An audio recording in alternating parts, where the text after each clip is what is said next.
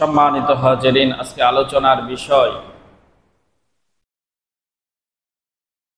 নির্ধারণ করেছি, আলোচনা করার চিন্তা করেছি। আমাদের দেশে বর্তমানে একটি সম্প্রদায়ের ধর্মীয় উৎসব, তাদের সবচেয়ে বড় উপাসনা অনুষ্ঠিত হচ্ছে।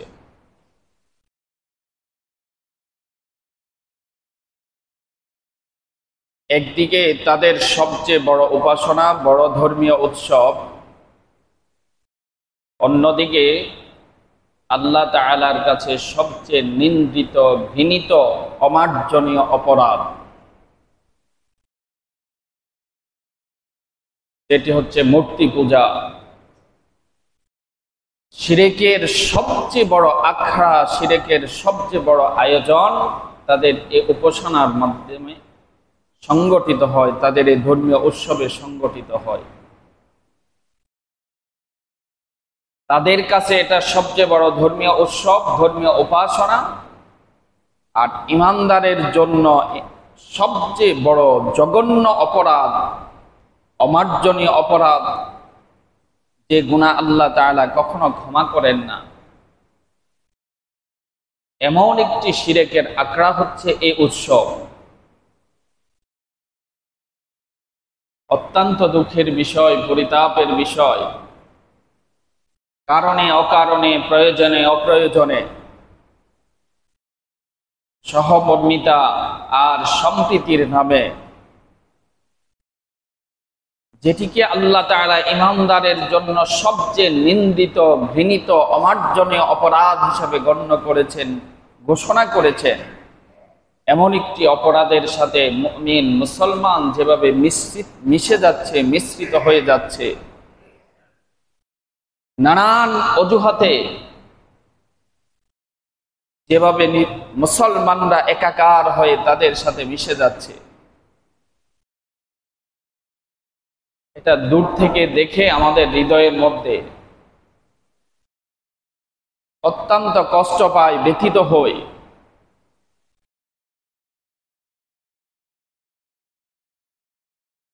অত্যন্ত দুঃখের বিষয় হচ্ছে, এই বিষয়টা আমরা সকলে জানি যে আল্লাহ তাআলা শিরককে সবচেয়ে বড় অপরাধ হিসাবে ঘোষণা করেছেন। শিরকটাকে আল্লাহ তাআলা তার প্রতি জুলুম হিসাবে ঘোষণা দিয়েছেন।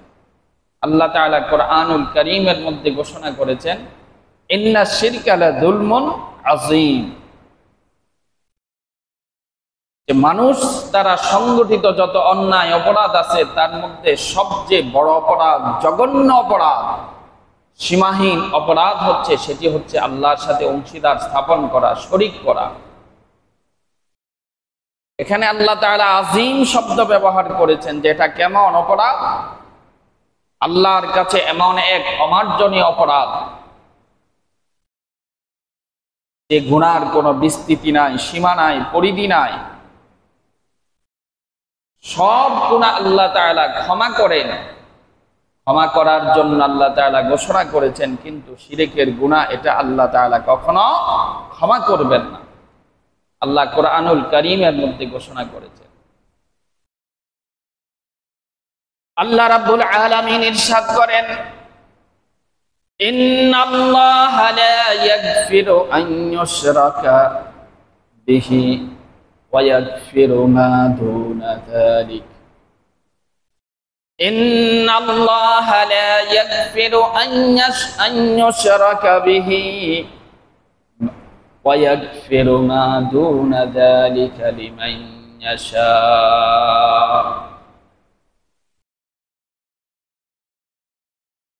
নিঃসন্দেহে আল্লাহ তাআলা,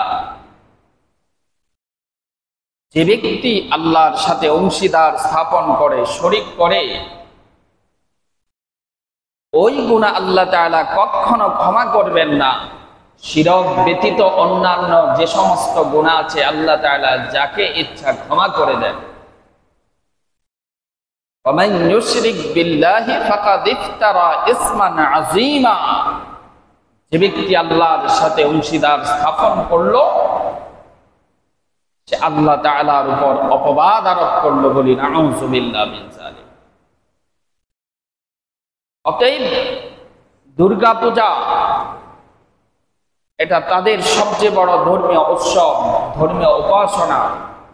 তারা যেভাবে ইচ্ছা যেভাবে খুশি পালন করুক, উৎসব করুক, তাতে আমাদের কোনো আপত্তি নাই। তাদের উৎসব নিয়ে আমাদের কোনো কথা নাই, কোনো বাধা নাই, কোনো বিপত্তি নাই। কিন্তু তাদের জন্য সবচেয়ে বড় উপাসনা, তাদের ধর্মীয় দৃষ্টিকোণে এটা তাদের জন্য সবচেয়ে বড় ইবাদত। আর আমার আপনার জন্য হচ্ছে আল্লাহ তাআলার কাছে অমার্জনীয় একটা অপরাধ, যে গুনাহ আল্লাহ তাআলা ক্ষমা করবেন না।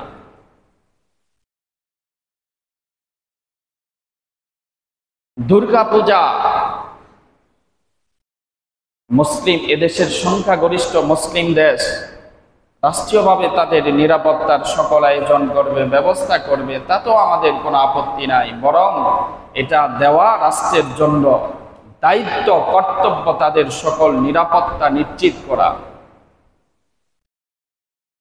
আমাদের প্রতিবেশী হিসাবে যদি কোনো আক্রমণ হওয়ার, তারা আক্রান্ত হওয়ার সম্ভাবনা থাকে, দূর থেকে সেটা প্রতিহত করা, সেটাও না হয় আমরা করলাম। কিন্তু দুর্গা পূজার মধ্যে গিয়ে একাকার হয়ে মিশে যাওয়া, এখানে শিরকের সবচেয়ে বড় আয়োজন, এমনকি মুসলিম যুবক যুবতীরা সেখানে গিয়ে তাদের সাথে উল্লাসের মধ্যে মেতে পড়ে, ফেটে পড়ে।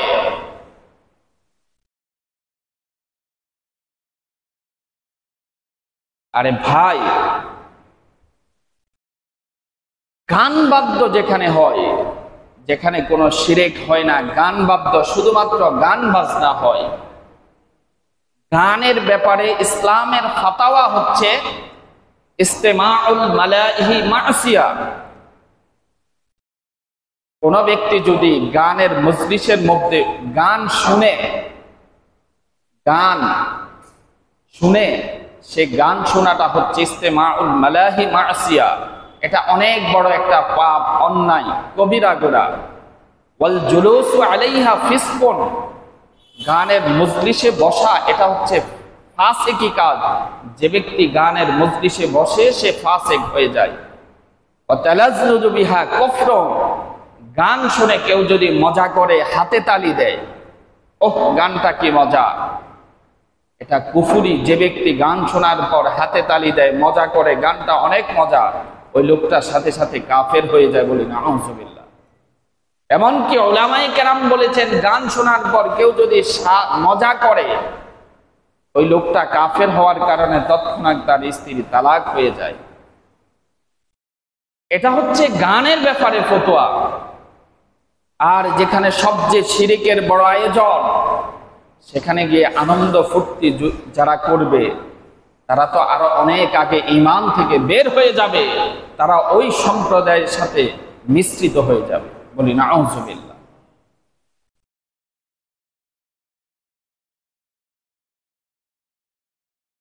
এখন যে অবস্থা আমাদের দেশে শুরু হয়ে গেছে, ওই সম্প্রদায়ের লোকেরা পর্যন্ত মুসলমানদের এত অতি উৎসাহী কর্মের কারণে তারা পর্যন্ত বিরক্ত বোধ করতেছে। এটা কোন কারবার? পূজা তাদের, কিন্তু মুসলমানরা সেখানে নামে বেনামে বিভিন্ন অজুহাতে এমন ভাবে তাদের সাথে মিশে গেছে, একাকার হয়ে গেছে, তারা পর্যন্ত মুসলমানদের কর্মকাণ্ডে বিরক্ত। এত বেশি তাদের প্রতি সম্প্রীতির জ্বালায় তারা এখন বিরক্ত।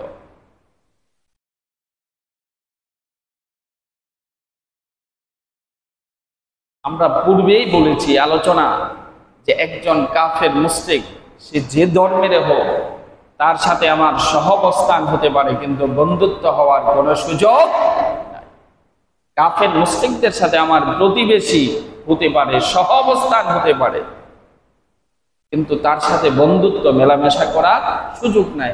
লেনদেন হতে পারে, ব্যবসা বাণিজ্য হতে পারে, কিন্তু তার সাথে আমার বন্ধুত্ব, হৃদ্রতা এগুলো স্থাপন করার সুযোগ নাই। আল্লাহ রাসূল হাদিসের মধ্যে ঘোষণা করে দিয়েছেন, লা তুসাহিব ইল্লা মুমিনা ওয়ালা ইয়াকুল তুআমাকা ইল্লা তাকী।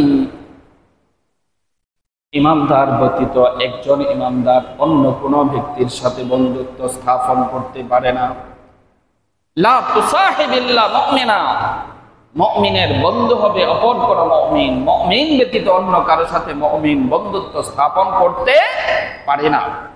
ওয়ালা ইয়াকুল তুআমাকা ইল্লা তাকী, আর তোমার খাবার সেটা যেন কোনো মুত্তাকি ব্যক্তি তো অন্য কোনো মানুষ না খায়। এখন কেউ কেউ বলে কিছু আছে রাজনৈতিক অজুহাতে, আবার যুবক যুবতীরা আছে বুঝে না বুঝে। আরে ভাই, তোমরা যে তাদের উৎসবে গিয়ে নাচানাচি আর ফালাফালি করার মাধ্যমে তাদের জনবল বৃদ্ধি করো।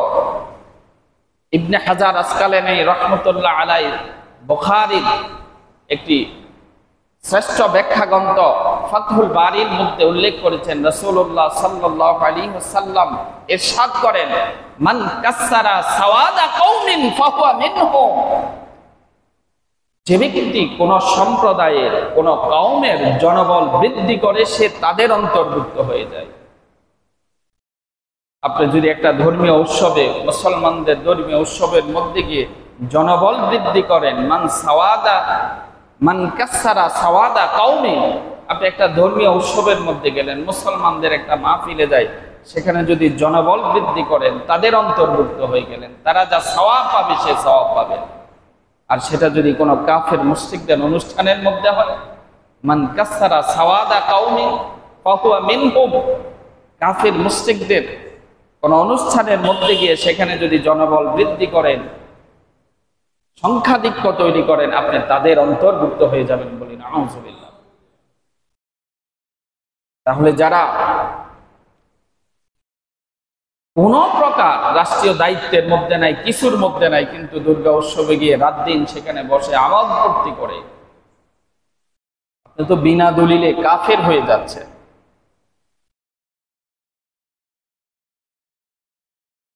ওই শিরকের সাথে সকল প্রকার জঘন্য অপরাধের সাথে আপনি মিশ্রিত হয়ে যাচ্ছে, আপনি তো মুশরিকদের অন্তর্ভুক্ত হয়ে যাচ্ছে।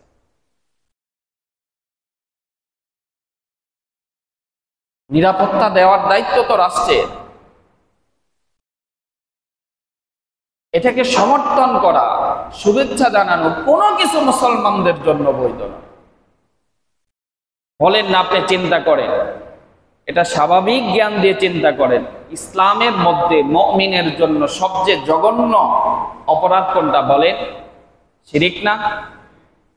শিরিকের ছোঁয়া মুমিনের জীবনে আর কোন অপরাধ আছে? সব জায়গায় শিরিকের বিরুদ্ধে ফতোয়া চলে, কিন্তু শিরিকের এদেশের সবচেয়ে বড় যে আয়োজন, সেখানে গিয়ে এত লাফালাফি, এত ফালাফালি, এত ভালোবাসা, এত সম্প্রীতি কিসে? এই কথাগুলা বললে অনেকে মনে করে যে আমরা হিন্দু সম্প্রদায়ের বিরোধিতা করি, তাদের উৎসবের। আমরা তাদের উৎসবের বিরোধিতা করি না, তারা তাদের উৎসব যেভাবে করুক করুক, কিন্তু সেখানে আমি গিয়ে আপনি প্রত্যেকটা পূজা মণ্ডপের মধ্যে যদি হিন্দু থাকে 10 জন, মুসলমান থাকে 20 জন, ঠিক কিনা বলেন? কোথায় থেকে আসছে এত হিন্দু? কোথায় এদেশে এত হিন্দু? কোথায়? যুবক যুবতীর আগে তাদের সাথে নাচানাচি পর্যন্ত করে, ফালাফালি পর্যন্ত করে, তাদের প্রসাদ পর্যন্ত খায়। আপনি আমাদের ধর্মীয় সম্প্রদায়ের একটা অনুষ্ঠানের তাবারুক তাদেরকে খাওয়াইতে পারবেন? আজ পর্যন্ত আমাদের কোন ধর্মীয় উৎসব, ঈদ, ঈদুল আজহা, ঈদুল ফিতর, সেই একটা উৎসবে তাদেরকে টাকা দিয়ে আনি বসাইতে পারবেন? আমরা মুসলমানরা কত নির্লজ্জ, কত বেহায়া, আমাদের দামটা কত কম, অথচ পৃথিবীতে সকল কাফের মুশরিক মুসলমানদের বিরুদ্ধে। ভারতের মধ্যে সংখ্যাগরিষ্ঠ জাতি হচ্ছে হিন্দু, তারপরে মুসলমান, কিন্তু সেখানে খ্রিস্টানও আছে, ইহুদিও আছে। আজ পর্যন্ত কোন একটা খ্রিস্টানের গায়ে তারা একটা আঁচড় দিয়েছে খবর পেয়েছেন? কিন্তু ভারতে এমন কোন দিন নাই, এমন কোন ঘন্টা নাই যেদিন মুসলমানদের উপর কোনো না কোনো ভাবে আক্রমণ না হয়। অপরাধটা কি? অপরাধ একটাই, সে মুসলমান, তার ধর্ম ইসলাম। ফিলিস্তিনিদের অন্য কোনো অপরাধ নাই, শুধু একমাত্র মুসলমান হওয়ার কারণে। বলেন তো, পৃথিবীর কোন একটা কাফের মুশরিকের দেশে অন্য একটা কাফের মুশরিক এভাবে ঠুনকা অজুহাতে যুগের পর যুগ যুদ্ধ করতেছে, হত্যা করতেছে, কোন নজির আছে? ইরাকের মধ্যে রাসায়নিক বোমা আছে, পারমাণবিক বোমা, এই অজুহাতে সম্পূর্ণ ইরাকটাকে, এত শান্ত এত সুশৃঙ্খল একটা দেশকে আজকে বিশৃঙ্খলায় ভরপুর করে দিয়েছে।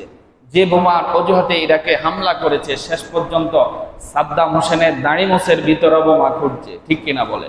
বোঝে নাই? তার দাড়িমোছ পর্যন্ত পরীক্ষা করছে। কোনো অজুহাত নয়, রাসায়নিক বোমা কিছু নাই। মূলত একটা মুসলমান দেশ, সেটি যখন শক্তি সামর্থ্যে ক্ষমতায় বিশ্বের মধ্যে নেতৃত্ব দেওয়ার মতো একটা অবস্থানে চলে গেছে, তাদের লক্ষ্য হচ্ছে মুসলমান দেশটাকে থামিয়ে দিতে হবে।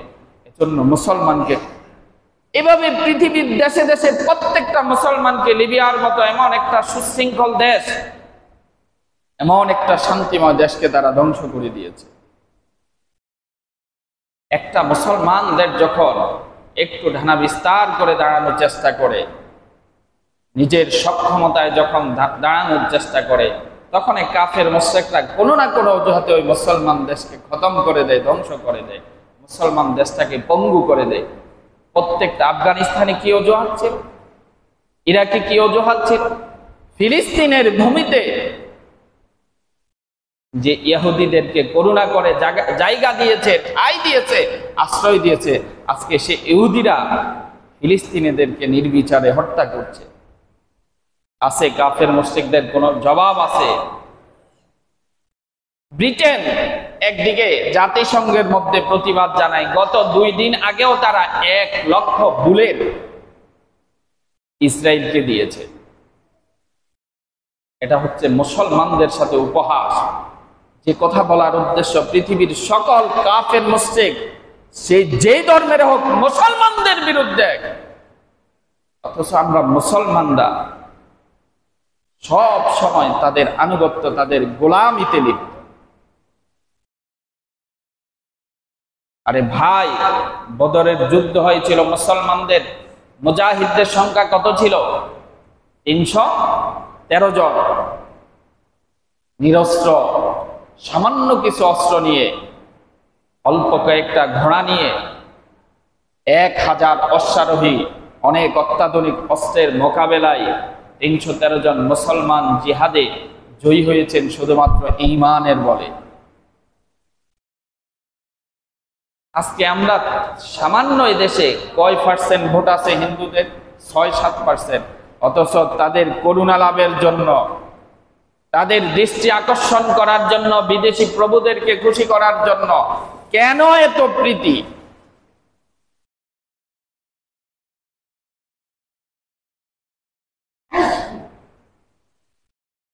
রাসূলুল্লাহ সাল্লাল্লাহু আলাইহি সাল্লাম, সহিহ মুসলিমের হাদিস, আল্লাহ রাসূলকে একবার প্রশ্ন করেছেন সাহাবায়ে কেরাম, কাইফা তাকুলু ফি রাজুলিন আহাব্বা কওমান, ওই ব্যক্তি সম্পর্কে, ওই কওম সম্পর্কে, ওই দল সম্পর্কে আপনার বক্তব্য কি? আহাব্বা কওমান, যে এমন কোন সম্প্রদায়কে ভালোবাসে, তাদের প্রতি সম্প্রীতি দেখায়, দরদ দেখায়, মায়া দেখায়, এমন ব্যক্তি, এমন জাতি, এমন গোষ্ঠী, এমন দল সম্পর্কে আপনার বক্তব্য কি, মতামত কি, আপনার অপিনিয়ন কি? রাসূলুল্লাহ সাল্লাল্লাহু আলাইহি ওয়াসাল্লাম, সহিহ মুসলিমের হাদিস, আল্লাহ রাসূল তখন জানিয়ে দিয়েছেন, কাইফা তাকুলু ফি রাজুলিন আহাব্বা কওমান ওয়া লাম ইউলহাক বিহি।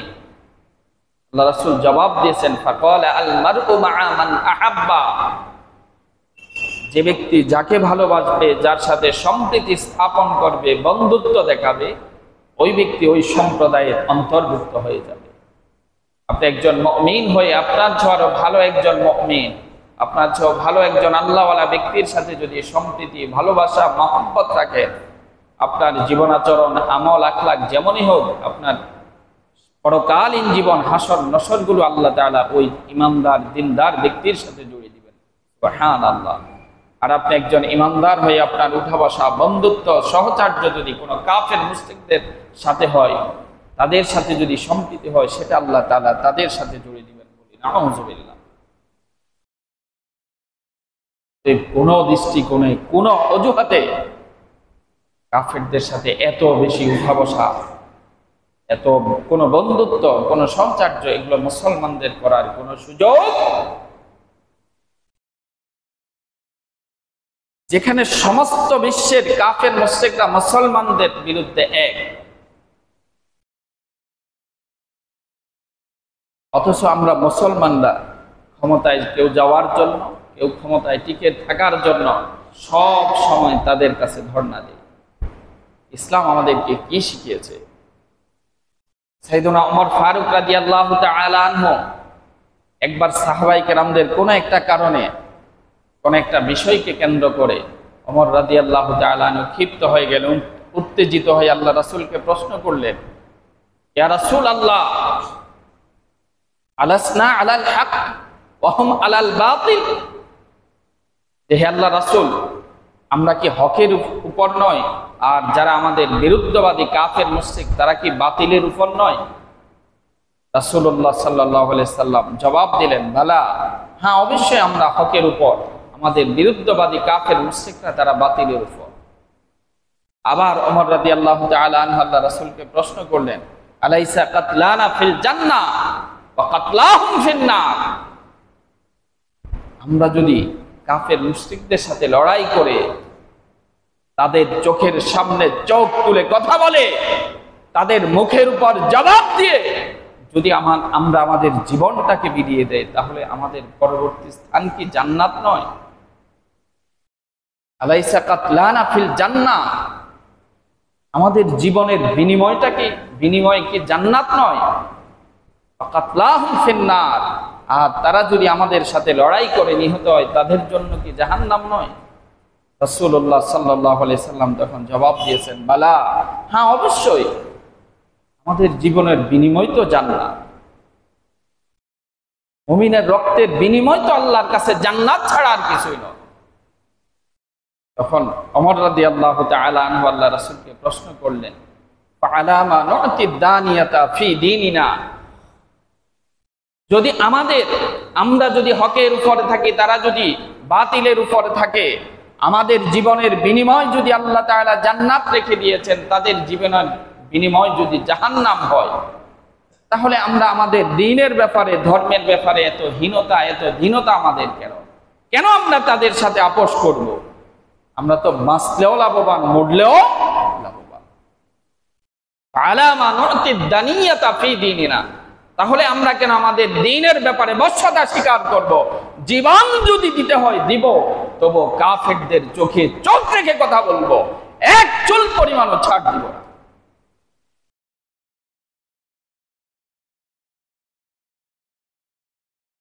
আপনি এদেশের সব ইসলাম কায়েমের জন্য ঈমান কেন বিসর্জন দিবেন? আগে তো আমার ঈমান, ইসলাম। যদি এদেশে ইসলাম আল্লাহ তাআলা কবুল করেন, 200 বছর পরে কায়েম হয়, তাহলে আমার আপনার কিছু করার আছে? কিচ্ছু করার নাই। আল্লাহ তাআলা যদি কবুল করেন, আমরা চাই এদেশে ইসলামী খেলাফা প্রতিষ্ঠা হোক, ইসলাম কায়েম হোক, এটা যদি কোনো মুসলমান না চায়, তাহলে তো তার ঈমানে নাই। কিন্তু ইসলাম কায়েমের অজুহাতে আমাদের ঈমানকে তো নষ্ট করা যাবে না, ঈমানকে হারা যাবে না। ইসলাম কায়েমের জন্য তো আল্লাহ তাআলার কাছে যেটা সবচেয়ে বড় অপরাধ, যেটা অমার্জনীয় অপরাধ, যেগুলো আল্লাহ তাআলা ক্ষমা করেন না,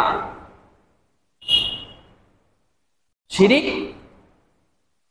যেটা আল্লাহ তাআলা কখনো ক্ষমা করবেন না, আল্লাহর কাছে অমার্জনীয় অপরাধ, আর অন্য সম্প্রদায়ের কাছে সেটা সবচেয়ে তাদের বড় ধর্মীয় উৎসব, সেটার প্রতি আমাদের সমর্থন তো থাকতে পারে না। আমি আবারও বলছি, এই কথাগুলা বললে অনেকে মনে করতে পারে যে আমরা হিন্দুদের বিরুদ্ধাচরণ করি। আমরা কখনো বলি না এদেশ থেকে কিংবা আমাদের প্রতিবেশী কোনো হিন্দুকে উৎখাত করার জন্য তার এক চুল পরিমাণ হক সেটা আমার আপনার জন্য বৈধ নয়। তাদের সাথে আমাদের সহাবস্থান থাকবে, তাতে কোনো আপত্তি নাই, তাতে আমাদের কোনো দ্বিমত নাই। ইসলাম তো সে অধিকার দিয়েছে। কোনো কাফের মুশরিককে, কোনো হিন্দু বলেন, বৌদ্ধ বলেন, খ্রিস্টান বলেন, কাউকে জোর করে ইসলাম ধর্মে আনার জন্য ইসলামকে অনুমোদন দিয়েছে? লা ইকরাহা ফিদ্দীন। কাউকে জবরদস্তি করে দিন ইসলাম গ্রহণ করার এই সুযোগ ইসলাম কাউকে দেন নাই। একবার এক সাহাবী, কয়েকজন সাহাবীকে আল্লাহ রাসূল সাল্লাল্লাহু আলাইহি সাল্লাম একটা অভিযানে প্রেরণ করেছেন। রাসূলুল্লাহ সাল্লাল্লাহু আলাইহি সাল্লাম বলেছেন যে কোনো কাফের মুশরিক যদি কালেমার স্বীকৃতি দেয়, ঈমানের স্বীকৃতি দেয়, তাহলে তাদেরকে আর তখন তাদের উপর তরবারি পরিচালিত করবে না। সাহাবায়ে কেরাম অভিযানে চলে গেলেন। এক কাফের আল্লাহ সাহাবীদেরকে দেখার সাথে সাথে সুসজ্জিত তরবারি হাতে দেখে সে দূর থেকে সাক্ষ্য দিয়ে দিল, লা ইলাহা ইল্লাল্লাহু মুহাম্মাদুর রাসূলুল্লাহ, ঈমানের সাক্ষ্য দিয়ে দিল। কিন্তু এক সাহাবী তাকে কতল করে ফেলল। অন্য সাহাবীরা আল্লাহ রাসূলের কাছে এসে অভিযোগ করলেন, ইয়া রাসূলুল্লাহ, ইয়া হাবিবাল্লাহ, আপনার অমুক সাহাবী এই ঘটনা সংঘটিত করেছে। ওই সাহাবীকে আল্লাহ রাসূল ডাক দিলেন যে কেন তুমি তার উপর তরবারি চালিয়েছো ঈমানের সাক্ষ্য দেওয়ার পর? যে হে রাসূল, ইয়া রাসূলুল্লাহ, সে তো আমাদের ভয়ে, তরবারির ভয়ে সাক্ষ্য দিয়েছে। আল্লাহ রাসূল ওই সাহাবাকে তৎক্ষণাৎ প্রশ্ন করেছেন, তোমার তরবারির ভয়ে না আল্লাহর ভয়ে সাক্ষ্য দিয়েছে, সেটা তুমি কিভাবে বুঝলে? আল্লাহ রাসূল ওই সাহাবীকে ভর্ৎসনা করেছেন, তাওবা করার জন্য নির্দেশ দিয়েছেন যে তোমার তাওবা যদি আল্লাহর দরবারে কবুল না হয়, কাল কিয়ামতের ময়দানে জবাবদিহি করতে হবে। ইসলাম তো সেই ধর্ম, কাউকে জবরদস্তি করে ইসলাম ধর্মের মধ্যে আনায়, এটা ইসলাম সাপোর্ট করে না, অ্যালাউ করে না, এটাকে ইসলাম অনুমোদন দেয় নাই। সম্মানিত হাজিরিন, রাষ্ট্রীয় বিষয় তো আছে। আমাদের যুবক যুবতীরা, আমি গত পরশু সম্ভবত লাকসাম যখন দোকানে বসছি, তখন আমাদের একটা পূজা মণ্ডপের সাথে একটা দোকানের মধ্যে আমি সব সময় সদাই করি। সে বলল একদম মণ্ডপের কাছাকাছি, ওনার বাসাও কাছাকাছি, যে পূজা মণ্ডপের মধ্যে যদি 1000 লোক থাকে তাইলে অন্তত 500-700 হচ্ছে মুসলমান। এমনকি তাদের সাথে একাকার হয়ে নাচানাচি, লাফালাফি সব কর্ম সম্পাদন করে। এই অবস্থায় তুমি যদি পুনরায় তওবা করে ঈমান না আনো, তাহলে তোমার মৃত্যু কুফরির মৃত্যু হবে।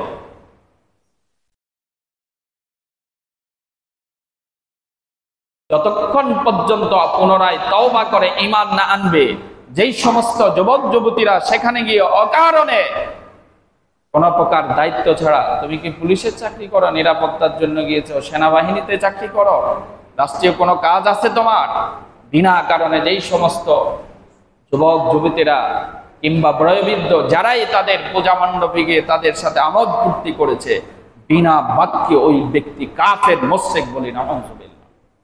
যতক্ষণ পর্যন্ত ওই লোক ঈমান না আনবে, তাওবা করে ঈমান না আনবে, ততক্ষণ পর্যন্ত সে ওই অবস্থায় যদি মৃত্যুবরণ করে, আল্লাহর কাছে সে কাফের হিসেবে বিবেচিত হবে।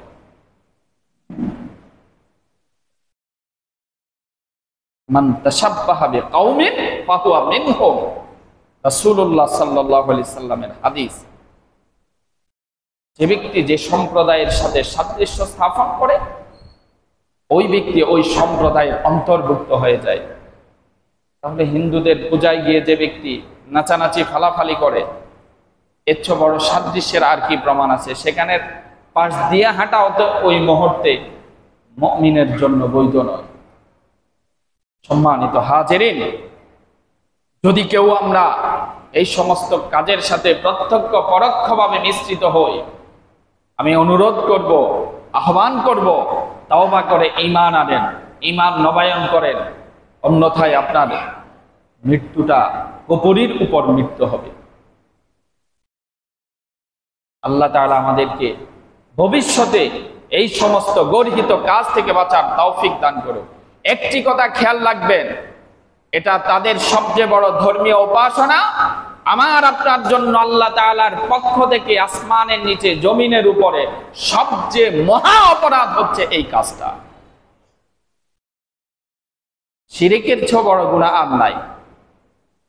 আর শিরিকের সবচেয়ে বড় আয়োজন এই পূজার মধ্যে হয়। আল্লাহ তাআলা আমাদেরকে বেঁচে থাকার তৌফিক দান করুন। আসসালামু আলাইকুম।